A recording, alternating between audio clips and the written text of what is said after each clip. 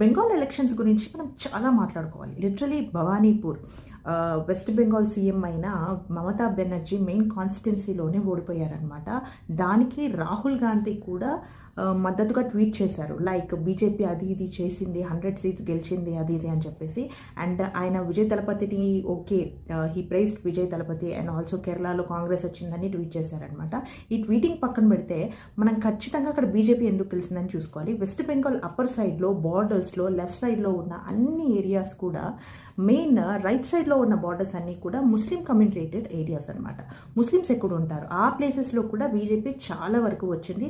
BJP mainly చెప్పేది ఏంటంటే 1947లో చాలామంది వెస్ట్ బెంగాల్ అస్సాం సైడ్ వచ్చేసారు. 1971 లిబరేషన్ వార్ టైంలోనూ చాలామంది ఇల్లీగల్ ఇమిగ్రెంట్ అస్సాం ఇండియాలో చాలా ప్లేసెస్లో వచ్చున్నారు. చాలామందిని మనం చూస్తూ ఉంటాము.